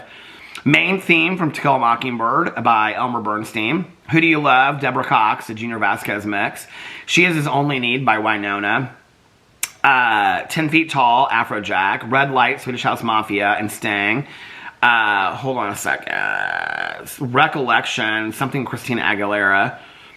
Don't Give Up on Me, Andy Grammer. Oh my god, I love that song so much. Hum and Dry by Pet Shop Boys. I Will Survive, Gloria Gaynor. 3 Candles, it's a Christmas song. Richard somebody, I don't know who that is. Nothing Comes to Mind, Cause and Effect. Y'all remember that song from the 80s. Silent Night by The Temptations. Christmas Is Coming, that's from Charlie Brown. Hark the Herald Angels Sing, that's from Charlie Brown. Who Knows Where the Time Goes, Sandy Denny. White Christmas, the Swingle Singers, that's from the Holdover soundtrack. A Deeper Love. Pride, A Deeper Love. Whoa, whoa, whoa, whoa. That's my youth right there, Aretha Franklin. Anyway, I could just go on and on and on for days. I got the 15th anniversary. The last song I bought was the 15th anniversary of For Good. It's like all of the people from the show, and I love that version so much. It's like probably, I've never seen Wicked ever. But I love that song so much. I think I saw, do you guys want to know how I know that song, For Good? I think I saw a drag queen perform it in a pageant, and I think I looked it up, like I Shazammed it, and I was like, what is this song? And it was from Wicked, and then I fell in love with that song. But I do love Kristen Chenoweth, and she was in one of those movies that Alex was watching yesterday. I think it was a Lindsay Lohan movie. I was like, oh my god, that's Kristen Chenoweth. I love her so much. And Kristen Chenoweth and Andy Cohen are really good friends. Did you know that? Anyway, you're like, we don't care, Peter. But do you care that the battery has been going this long and it hasn't stopped yet? I can't believe it! Oh my God. Okay. Let's get back into some questions. Somebody said, you are way too stressed and anxious about this affiliate link stuff. You're overthinking it. Just go ahead and do it because you've been talking about it for so long. You've worked hard for many years to establish trust between you and your audience. We know you have good intentions. Just do it and get over it, LOL. Oh, I appreciate that. Thank you. A lot of people said that. Reoccurring dream. Oh my God, Liz. That's exactly what I was talking about. I said repetitive dream or something like that. But you're so right. That's what it was. Reoccurring dream. Thank you. Okay. Somebody said... Alejandro said, like a lot of people said, maybe you should link things when they are things that you really like. Well, I wouldn't link anything that I don't really like. I don't think that's what came across when I was having that conversation. I wouldn't link anything unless it was something that I absolutely loved. There would be no reason to. The only reason I would ever talk about it or link it would be to share it with you guys. I wouldn't just like, oh, here's a Sharpie that I bought yesterday. It's shit. Here, I'm going to link it. No, that's what irritates me. That's what I was trying to say yesterday. Michelle said, agreed on linking. I hate when people try to be slick about it. That being said, I don't mind when it's authentic. But I do get sick of everyone being a salesman. TikTok is a great example of hope. Selling stuff kills the vibe. Well, it's literally like when I go through TikTok to like look up stuff for like a video or whatever, it's like every other or every third TikTok is like somebody being like, and this is a candle, and if you buy this candle in my TikTok shop, it's only $9.99, but if you get it online, it's like, you know, $12.99, and you should, I mean, it's like every single one. I'm like, y'all have killed the TikTok. People are going to stop going to TikTok because of the ads. That's what's going to end up happening because they're going to get tired of it. And then TikToks, have they already done this? Where they're going to offer something. This is the thing, right? Like TikTok will offer something where it's like YouTube went in with the ad where you can like get ad free on YouTube or whatever. TikTok will do the same thing. TikTok will be like, if you don't want to be sold shit, you pay TikTok $9.99 a month. Do you know how many people will do that? And then the people that are selling stuff will be like, why am I not making any money? Because you're not going to make money off of one viral TikTok. Okay. And somebody said on here, they're like, people aren't selling stuff on TikTok. People that have a good following on TikTok are selling, that are making good money. But not somebody that has 1,000 followers. No, they're not. I've talked to people. They're like, there's no money to be made there. You can push as many products as you want. You hardly make any money. It's all kind of a myth. But then what's going to happen is it's so saturated at this point. TikTok's going to change at some point. TikTok will put something in that will be like, if you pay us $9.99, none of these ads will come up for you or something like that, or selected ads, or you can pick which ads you want or which people you want them from or whatever. And then TikTok will end up making the $9.99 and people will pay, or $1.99. Even if they did $1.99, can you imagine how many people watch TikTok? If they were each paying TikTok $1.99 a month to have like no ads on there, I pay $1.99 a month if I like to not have to look at anything on TikTok. And I only go over there, like I went over there the other day because somebody sent me something about somebody saying something about Michaela Noguera. I hadn't gone over there in like 2 weeks, but I would surely pay that $1.99. Well, can you imagine that? How much money they would make a month off of that? Oh my God. It's all a setup. It's all coming down the road. Rosemary said, Yankee Christmas candles smell wonderful. They don't before they're lit, okay? Because I reviewed them. I thought they smelled like trash. But after I lit them, I really, really liked them. Okay. Sty said, I hardly ever watch movies, but have you watched Smile or Smile 2? I thought they were great. I have not watched either one of those. There's something about the trailers that really scare me about that, which is funny, because the only other movie that I've ever felt that way with a trailer is the Terrifier movies. So I do need to watch the Smile movies, but I'll probably wait now until after the holidays. Caitlin put, recurring! Because I was talking about repetitive dreams. I called them recurring. I called recurring dreams repetitive dreams. Good evening, said Michelle. Good evening!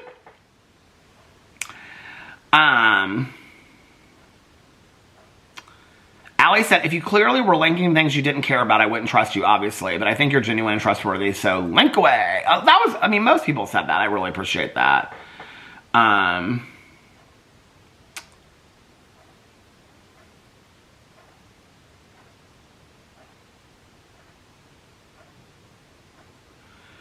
Somebody said, Peter, I'm not sure you're aware of how badly normal, not already established influencers people are doing financially. Like, it's dire out here. It would be amazing if people only did things because they loved it, but we're not afforded that luxury at all.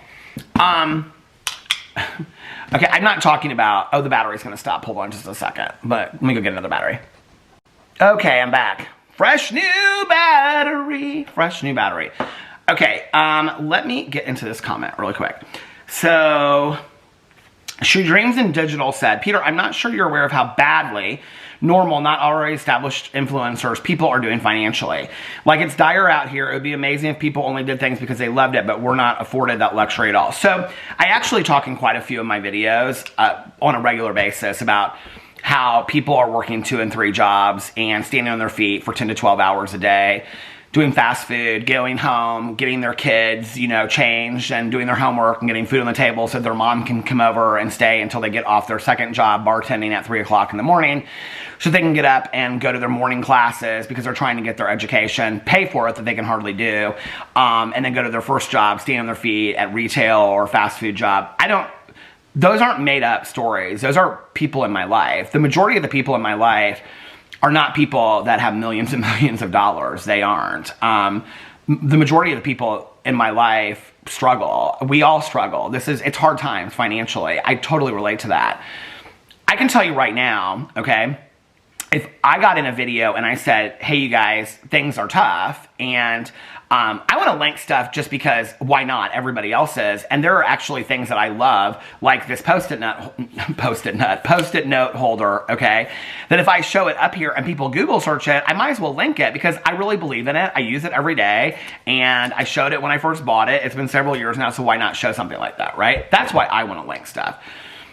My problem is this, okay, is that if people are wanting to link stuff or sell stuff on TikTok because they're having a hard time making money, just be genuine about that. Like, there's no reason not to be genuine about that, right? I think the idea that this is more of a philosophical idea, right? I have no issue with somebody that is struggling to put food on their table or pay their bills, hustling their ass off. And if they want to do that by YouTube or by TikTok or anything else, I don't have an issue with that. I have an issue with people that are already making millions of dollars a year, okay, not being genuine and hustling their audience and taking advantage of their audience that has very little money to begin with, okay, that is selling them things that they don't need or, whatever. That's my issue with it. That's actually me looking out for the people that are in dire times, because it is dire times. That's something that I say in my drama videos. I say it in my Peter Does Stuff videos. I say it over here. I'm very aware of that. That's my life of people that I talk to on a regular basis, that the struggle is very, very real out there. I don't have a problem with somebody that is trying to do something on the side to make a little bit of money. I think the idea that you're going to intentionally, okay, I will say this. I have very, very rarely, since I've started on YouTube, I've come into contact with a lot of people that have tried to trick the system or tried to build their YouTube channels, build their TikToks in inauthentic ways, or try to follow a trend, or they read the books and they watch these videos, and if you do this, you'll get famous and then that, right? I've never really seen that work, if you want to know the truth. I've never really seen that work where anybody's had a sustainable, I don't feel like I have a hugely successful channels, because it's not like I have, it's not like I'm hitting 1 million subscribers or 1 million views a video, but I feel that I've been pretty successful on YouTube because this is the end of my 8th year vlogging, and I'm getting the same amount of views that I was getting 5 years ago in my vlog. So it's been sustainable over time, and I don't plan on changing, I'm still getting the same views. Yes, I'm still at the same subscriber count that I was 5 years ago, because I lose 100, gain 100, But I've met so many people that have tried to trick the system and be like, well, I'm going to do this and I'm going to do that and blah, blah, blah, whatever. Back in the day, I've hinted at this on my drama channel. Back in the day, I would have conversations with people where they would tell me about buying subscribers. They would tell me about buying views for specific videos. I've had those conversations in the last 6 months where people have said that to me, right? It's interesting whenever I get accused of that. I've never bought a sub, a view, or anything on any of my channels. And I have no reason to lie about that. I'm a 52-year-old man, okay? I'm not going to be doing that. But what's interesting to me is that I've had a lot of people that have faked it that way to get the opportunities, to get the sponsorships, and sometimes it's worked for them. But very rarely have I ever seen, and I'm not just talking about buying subs and views, I'm talking about reading the books where people are like, if you do this every day and you do this every day, then you will have this and that. I mean, there's no magic sauce to it. There really isn't magic. There's no magic sauce to YouTube, to TikTok, to Instagram. There's no magic sauce. Anybody else that tells you, like, one of the things that's always interesting to me is, like, when people, like, you'll see their things and they'll be like, if you take my class or if you read my book, like, I can get you up to, like, your social media. And I look at their social media and I'm like, you have less followers on Instagram than I do, and I'm posting pictures of my dog, and I couldn't teach that class, okay? And you have less followers on Instagram than I have. I couldn't teach that class on how to get a huge following on Instagram, but you're trying to teach that to somebody? I've always believed that if you're yourself, as authentically as you can possibly be, you know? It's like, I watch videos of myself. I mean, I have really, like when I first started on my drama channel, I think I was so insecure, so socially awkward, that I wasn't myself on my drama videos back in the day. I was really uncomfortable. I think the vlog has really, really helped me become that. Even on my first booktube videos, my first 6 months, I wasn't really that comfortable with myself. I'm a socially awkward person that doesn't really interact with a lot of people, you know? And then over time, I think with starting the vlog and just talking into a camera, it made me really, really comfortable talking into a camera. I don't think there's anything wrong with people wanting to start a YouTube channel, starting TikTok, whatever. If this is what you're saying, I don't know, to like make some extra money. I just don't think it works that way. I wish it did, you know? I wish it did. I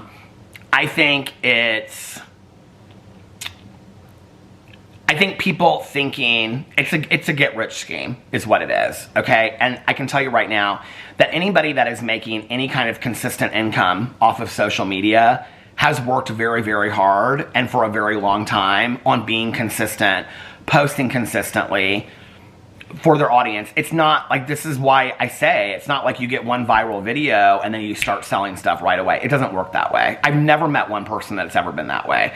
I can tell you, I've talked to specifically TikTokers that are like, my views on TikTok are so bad. I get better views on Reels. My TikToks, I don't get pushed on TikTok, you know, and they're like, when I do a sponsorship or when I link things, it's even worse than that. You know, that's what I believe. I don't think there's anything wrong with somebody wanting to pursue it, but I think this, and this is what I have learned in my 52 years of being on this earth, okay, is that if your sole purpose for doing something, okay, and I'm not talking about like we all have to work to pay the bills. I'm not talking about that. I'm talking about when you get to choose that, right? Like when you get to choose, you're in a position where you get to choose what you do. If your side hustle is something that you have no passion in and you're not interested in it at all, okay, that's going to read into what you're doing, you know?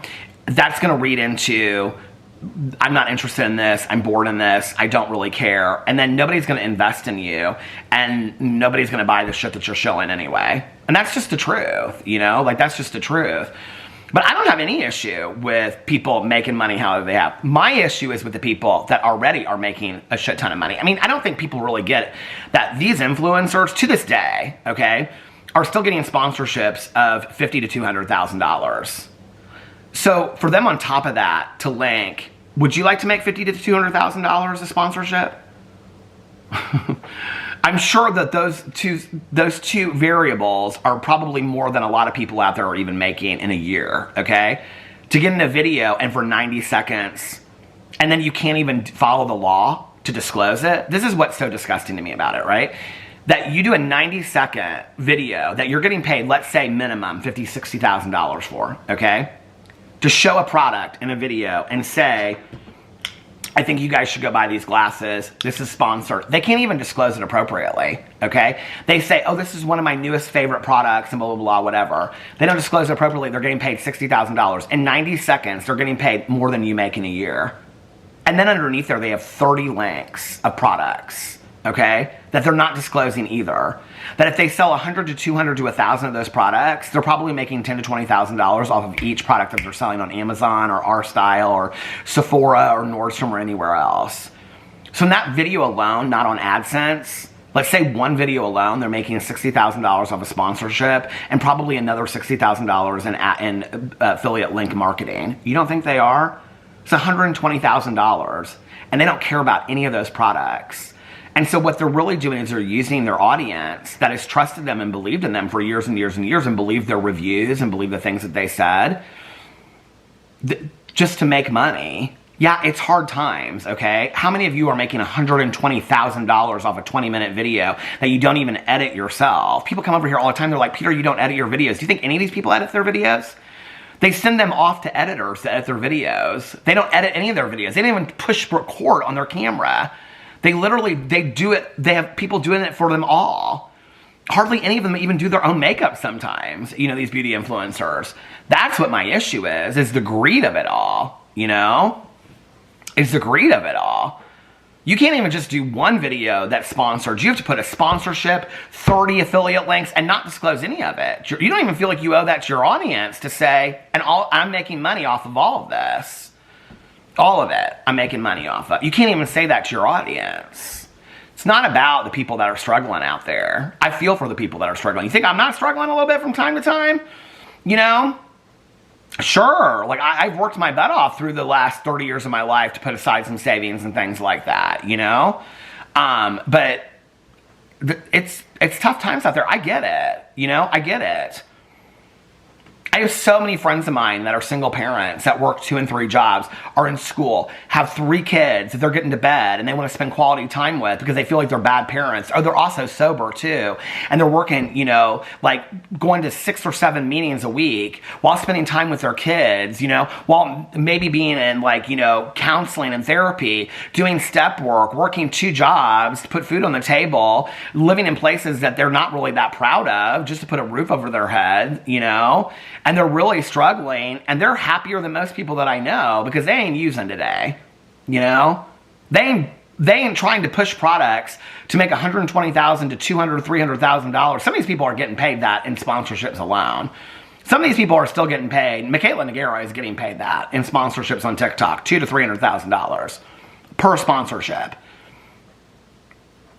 I understand that times are dire and times are tough out there. These people that I'm talking about, you know, I mean, they're doing what they have to do to get by. I don't have a problem with people like that trying new things. Try anything. I get it, okay? I have a problem with the greediness of it all. There's no reason for it. You already have, maybe, you know, maybe do something nice for somebody else, you know? That's all I'm saying. But no, I think your comment is warranted.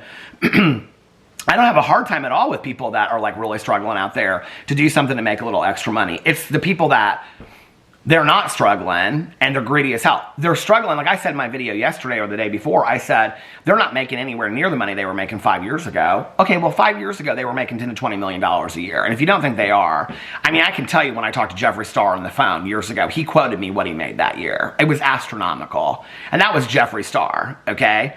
On cosmetic sales and whatever. It was astronomical. So influencers at that time that didn't have product sales that were just getting sponsorships, I mean, go watch the video that James Charles does with Toddy Westbrook where he breaks it down. And it's cheaper to pay an influencer $250,000, I think he said something like $250,000 for a sponsorship than to actually do an advertisement. Okay, well, let's just say if each of those sponsorships they're doing is they're making, on sponsorships alone, some of these influencers, they're making, if they make $100,000 off of a video and they're doing 2 sponsorships a month, so that's let's say $200,000 to $400,000 a month in sponsorships, okay? So they're making $500,000 a month in sponsorships. Oh, wait a second. AdSense on YouTube's really good. I don't think people know that, right? Like AdSense on YouTube is good. So on top of that, they're making millions of dollars a year. Some of these influencers were making $10 to $20 million a year. Oh wait, Caroline just sent the recipe. $10 to $20 million a year on their AdSense, okay? And affiliate marketing. So now, let's say if they were making $10, $20 million a year before, now they're making $5 to $6 million instead of $10 to $20 million, okay? Well, I don't feel like that's dire times. People that are having a hard time putting food on their table for their kids or pay their mortgage and things like that, yes, I agree. Those people hustle all they want to over on their TikTok. I'm not talking about that, okay? I'm talking about the other ones. When I was talking about my friend, it just was kind of weird. Like, That friend of mine that said that to me about selling a bunch of stuff on the TikTok, not dire straits. Like, it was just like another money-making scheme, you know? I hope he's lucky, because a lot of people aren't lucky with that, you know? But that's what I was saying. Okay. She said, oh, wait. So you ready for the Caroline mushroom recipe? Here we go. Okay. 1 pound mushrooms, 1/2 cup butter, 1 ounce envelope ranch salad dressing mix. She said, I think I put more ranch in than this, but it's super easy. You just kind of put a little bit more if you want. Okay, 1 pound of mushrooms. This is in a crock pot. 1/2 cup of butter. 1 ounce envelope ranch salad dressing. I'm going to ask her how long and what temp on a crock pot, because I don't know anything about a crock pot. But no, I appreciate you saying that about that. So thank you for that. Oh my God, the tripod fell just as I was getting into this. This next one. Okay. Somebody said, people have lost their integrity. The whole reason Makeup Channel started was to review makeup and tell us whether it was worth buying or not. Back in the day, you couldn't return makeup, so if you hated it, or if you did, oh, this is a good point, or if you didn't work for you, you were stuck with it. I trust what you have to say about things because you buy because you have integrity. I think you should have affiliate links. Thank you, I appreciate that.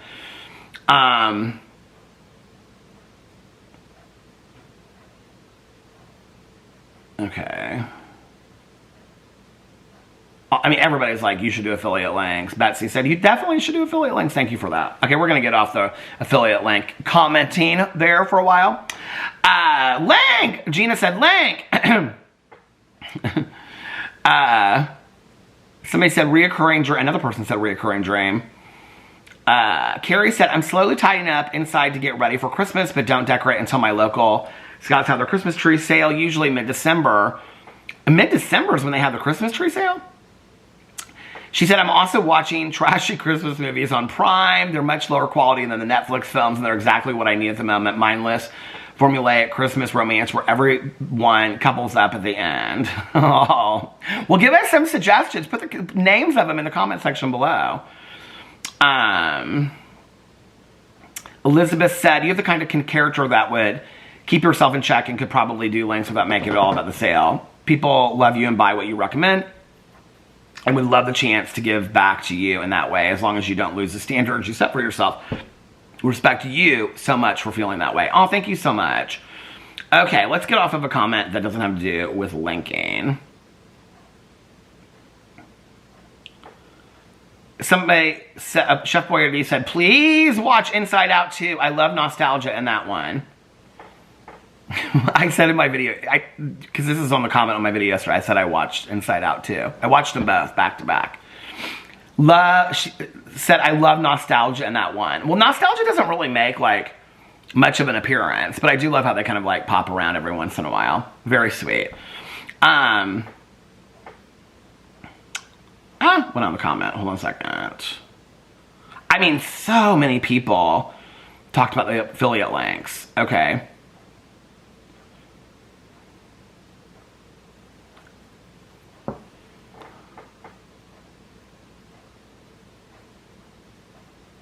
I'm trying to... Okay, Jen said, very excited for the Advent type Christmas books. Thank you, Peter. Oh my God, I'm so excited too. It's going to be so much fun. I'm loving it. I'm loving it. Well, we'll end on that Christmassy moment for the day. This candle, by the way, which is Witchy Woman, by Ebony and Ivory Candle Company, smells so good. Should we see if they have like any Christmas scents? Let's look. Ebony... I think it's on Ebony and Ivory. Give them a little shout out too. Ivory Candle. I need to get a new keyboard. I need a new computer is what I need. Okay. Are these the candles? So there's like 5 different, are these all the same candle company? Oh, here it is. So the company is Ebony and Ivory candleco.com, and it is, I think it's on Etsy, or is this just no, Ebony and Ivory candleco.com. Shop now. Okay, how big is this candle? This is 8 ounces. So like Amazing, they have one called Amazing Grace. How much are these? Oh, the mini 10. How much is 8 ounces? Okay, so this is, this was a nice gift because this is a $24 candle. Not this one. Well, this is Witchy Woman. Amazing Grace is lavender, cedar, and cardamom. Okay. Apple cider, Canadian coconuts, cozy cottage. I love cozy cottage. Humble abode. I love humble abode. Hazelnut coffee, hangover heaven. What's hangover heaven smell like? Let's see what it says. White tea, ginger, peach schnapps, and Chardonnay. Oh, no. That's not the one for me. Good vibes. I don't think I had good vibes. Pomegranate and marshmallow. Oh, that might be good. Okay. Rich Bitch. Oh, what does that smell like? I always think Rich Bitch kind of smells like Bath & Body Works Champagne Toast. Let's see what this one smells like. Pear, if it's pear is in there. Diamonds, gold bars, and oud. Ooh! I want that one, Rich Bitch. I might have to get that one. Okay. Rich Bitch. With all my TikTok sales money. London Fog. Does it smell like a London Fog? Like a coffee one? Let's see. A thick fog of bergamot with European vanilla. That could maybe kind of smell like a... They like their candles with matches on here. I think I did get matches in the order that I got. I really like their website. Okay. La Dida Spa. Lemongrass, lilac, and patchouli. I'd have to smell that one. Killer Cupcakes. I'm not a big cupcake fan. Oh my god, they've got 5 pages of this. Oh wait. Cowboy Candy. What does that smell like? Aged bourbon and spicy apple. That might not be bad. Big Sky. Mountain mint and wild raspberry. I don't think I'd care for that. Black Door Friday Busters. Holiday gift guide for the barista. Holiday gift guide for teachers. Holiday gift guide for fashionista. What is that? What does this even mean? I'm confused. Oh. Oh, so it's like a candle. Okay, so for the fashionista, their candle suggestion is called Almost Famous. And this, they have the $110 version here. Oh, because they have the 64-ounce candle. Or they have the Rich Bitch 16-ounce candle. Luxe Black Wicks Trimmer. Did somebody send me one of those? Oh, that's the one that... Did I get my wax trimmer from this too?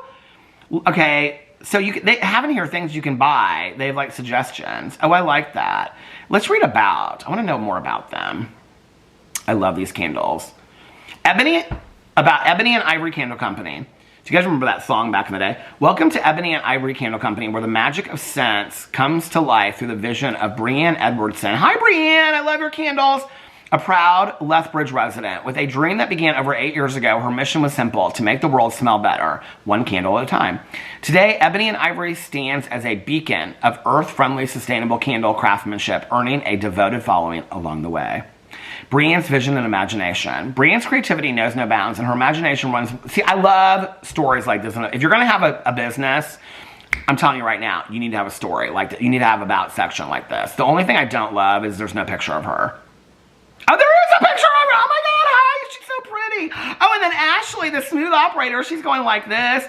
And then there's Kelsey, she's a right-hand wizard, and she's holding a cup of coffee. Oh, they do have pictures. I live! Hi, Brienne! She's the founder. Okay. Oh, I love this. Okay, so hold on a second. Brienne's vision and imagination. Brienne's creativity knows no bounds, and her imagination runs wild daily as she dreams up captivating scents and combinations. See, the thing is, like, somebody said to me the other day, they said, you should start a candle company, okay? I mean, I've thought about it through the years. It's probably not going to happen. But anyway, they're like, you would have so much fun naming the names. And then they said something about, like, it was funny. I mean, the names they said, like, the Lonely Doll and things like that. People are always like, well, you should name, like, do merch and have no Tati no. I mean, I cannot literally take somebody else's name. That Tati owns that. I don't own that, right? But the thing about the candles, okay? Like, naming the candles and the scents and stuff, like... when you name a candle like Rich Bitch, right? Like everybody has a different interpretation for what Rich Bitch is. So it's actually a more difficult job naming candles than I think people really think it is, you know? Like speakeasies, like they have this example right here. Tobacco and vanilla. Like I think that's, but like what is the idea of a speakeasy conjure for you? Like what do you think of, right? So anyway, each candle she designs is a work of art meticulously crafted to delight the senses. Her dedication to her craft and the environment shines through in every step of the process. At Ebony and Ivory Candle, we take pride in our hands-on approach to candle making. Every candle is a unique masterpiece crafted from start to finish by Brienne herself, from the choice of 100% soy wax to sustainable cotton wicks and the infusion of cosmetic-grade fine fragrance oils. Every element is chosen with care. The final touch involves pouring the exquisite scents into recyclable glass vessels, resulting in candles that are clean-burning, eco-friendly, soot-free, free from petroleum byproducts. And there's the team. I think Ashley's picture is my favorite. She's the smooth operator. I don't know what that means. Okay, but anyway, and then a growing presence. While Ebony and Ivory's candles have found homes in numerous stores across Canada and the United States, Brienne's heart belongs to the handmade markets. These venues capture the essence of her craft, allowing customers to experience her smelly world firsthand. You can follow her journey and stay updated on her latest creations and market appearances on Instagram and Facebook. Join us on a fragrant adventure as we continue to make this world smell better, one Ebony and Ivory candle at a time. I kind of live for that. It's kind of like so sweet and innocent, but so arrogant at the same time, right? Join us on our fragrant adventure as we continue to make the world smell better, one candle at a time. It's all up to them. I live for that. Thank you for being part of our aromatic journey, and we look forward to illuminating your world with our unique and environmentally conscious creations. All you have to do is buy our candles to be part of our aromatic journey. I do love their candles, though. Their candles are fantastic. I'm so happy that she sent these candles to me. It was so nice. Ariel, thank you so much. And they are in Lethbridge. I think this is Alberta, Canada. Wholesale. Oh, there's a blog and everything. Oh my God, what does it say on the blog post? You'll love these candles. If you haven't put up your Christmas tree, when did this come out? Is this them? It's called A Christmas Vacation. Oh, she just wrote this one. There is a candle called Christmas Vacation.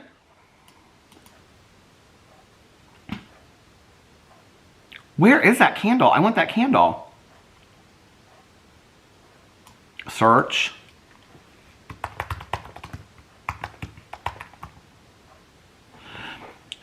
Okay, they have one. Oh, I'm getting this candle. What does it smell like? Oh, 8 ounces? So this is $25. 16 ounces is $33. Oh, that's not bad. It's almost better to buy 16 ounce, don't you think?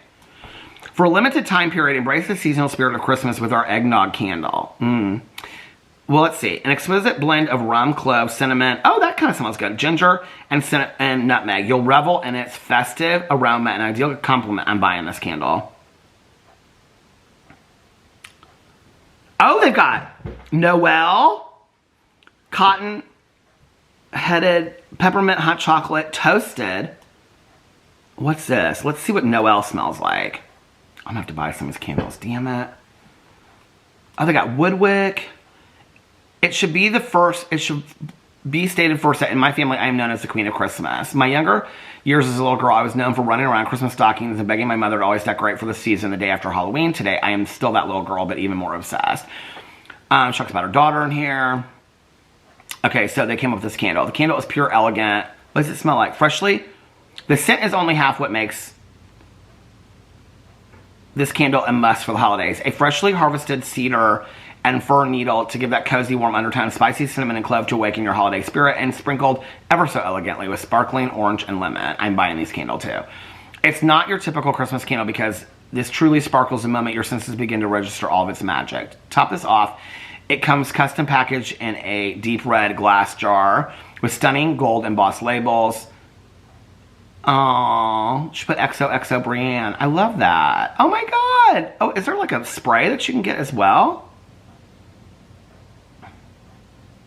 Oh, there's a gingerbread candle. Oh my God, I'm so excited. I gotta get off here. Y'all make me buy stuff. Y'all are influencers. You are the influencers of the world. I don't even know how long I've vlogged now, but it feels like it's been a really long time. Anyway, I'm going to get off here now. I hope that you guys are having a magically amazing Sunday and that you're getting rejuvenated, relaxed, refreshed, and renewed for the week ahead. If nobody else has told you this today, I love you guys. Happy December. I kept on seeing this come up on Instagram, so I'm going to say it to you, okay? You're the last one of 2024, so you better not let us down, December. Anyway, it's going to be a good month. It's going to be a good month. No matter what you celebrate or if you don't celebrate anything at all, it's going to be a good month. Oh, I did also start a new note in my phone for counting all the snows that we're having so that I can say, well, we've had 6 snows this year. So anyway, I hope that you guys are having a magically amazing Sunday. I hope that you have a fantastic beginning to your week. If nobody else has told you this today, I love you guys, and I'll see you tomorrow. Bye. Love ya!